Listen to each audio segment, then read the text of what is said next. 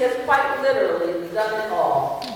She is the ultimate innovator, creating a multi-platform, multinational brand that has transformed the way we look at media. We have many students here with us today who were raised on Oprah and the things that she has done, and they may be too young to remember a time without her. And to be honest, even those of us in this room who are a little older find it hard to remember a time before Oprah Winfrey. She's a role model for all of our media students. Thank you to our friends at Discovery who brought her to Syracuse to celebrate with us today. We can think of no better representative of the excitement we feel as we dedicate these new facilities and look forward to the next chapter in the great story of the Newhouse School. Ladies and gentlemen, I am pleased to introduce Miss Oprah Winfrey.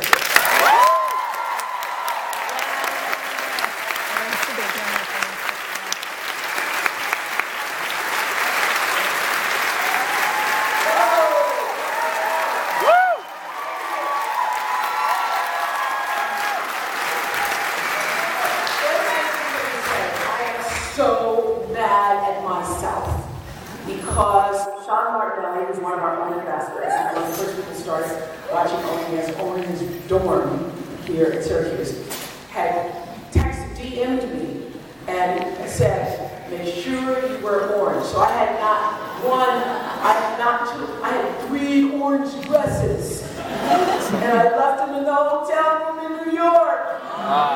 So all night long I'm like, will they accept me? And you have, so I thank you very much. I knew better than to come in blue. I had the orange, and there you go. Thank you so much for allowing me the privilege of being here for this great day. I want to say thank you to Chancellor Jan Severud, to Carrie Clark. Carrie, it's so great to see you again. To Bob Meyer, John Malone, my great partner at Discovery, to David Zaslav, my other great partner in Discovery, who actually came to me with the idea of creating a network. I trust, admire, and respect you and adore you so much, and Pam thinks it's okay. Okay? Thank you all so much. And particularly to the Newhouse family. It's a Newhouse kind of day here. And I came to give the biggest shout out possible to the Newhouse family, to the Newhouse network, because I believe that what you all have done, what the Newhouse family has done, what the Gary family has done, what the Clark family has done, is what we're meant to do as human beings.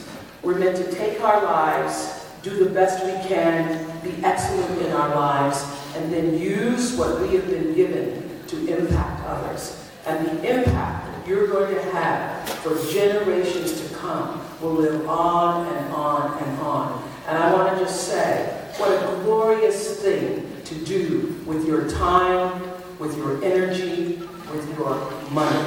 On behalf of everybody here, thank you for that. Thank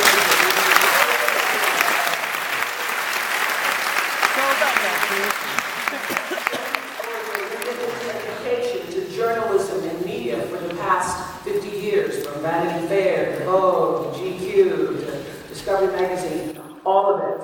And you know, to be able to break down barriers and to level the playing field and to really help everybody who comes through this school to tell the important stories of our time. That's really what great media is all about. And I know that that is what will happen for generations to come. And I just want to say to all of you students here, you are so lucky!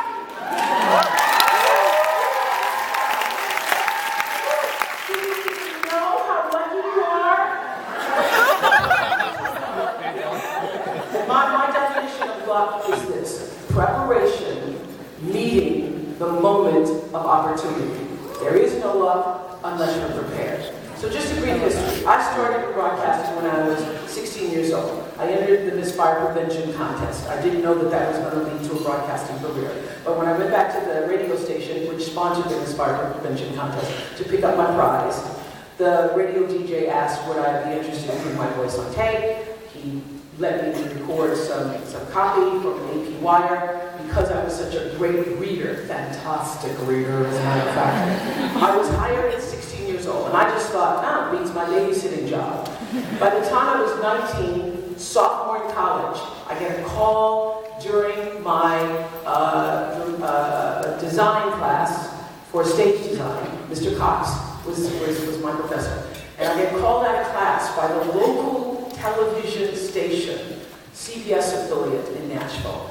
And the news director there had heard me on the radio. So he calls and asks me, would I be interested in a job in television? And I said, no, thank you, sir, because I cannot get my classes to arrange around the time. So then I went back to class. Mr. Cox says, who was that? And I said, well, it was this guy from CBS, and he said he wanted me to have a job, but I told him I didn't have the time. And Mr. Cox says, that is the reason you go to school, fool. So that CBS can call you. So I started working in television at 19 years old. I had no idea what I was doing. In the Miss Farber Venture Contest, I answered the question of what do you want to be when you grow up? All the other great answers were taken. So I said, I want to be a journalist, to bring truth to the world, so that people can see through stories how to best improve their own lives. It was such a fantastic answer. I never thought of it before that day. The only reason I thought of it is because I'd seen Barbara Walters on the Today Show earlier that morning. So I stepped into television journalism with this idea about telling the truth. I didn't have the facilities that you have. I didn't have the production room. I didn't have the crisp-lit control room. I didn't have behind-the-scenes training or in front of the camera training. I was just sort of winging it with my bell and how. And so, camera. And so when they asked, when the news director said, do you know how to cut film? I go, oh yeah, sure, I know how to cut film. And went in and begged the editor to show me how. Do you know how to cover stories? Oh yes, I know how to cover stories. And my first city council meeting, I begged the head of the city council to please understand this is my first story. So I was winging my way through it, making $100 a week. I got an offer to come to an Atlanta station, WSB in Atlanta, and they were going to offer me $40,000. Now I'm making $5,200, so $40,000 felt like I have now made it. My boss at the time said to me, you don't know what you don't know. So you need to stay here and craft your skills. You need to stay here and learn and work on yourself in the environment where people care about you. And that was the best advice I got. Now, you are here in an environment where you can craft your skills, where people care about you, where you can hone and define who it is and what you want to do and how you're going to use that skill with great passion to go out into the world. The most important thing I feel is being able to operate from the interior of your soul and allow the passion of your heart to lead you to do the good and great work. You know, when I first started in television as a newswoman, I could feel that it wasn't for me. Everybody was telling me how lucky I was to have this job, and eventually by the time I moved to Baltimore, I was making $22,000 a year, and I was 22, and my father was like, you are never going to make more money than that. Thank God he was wrong.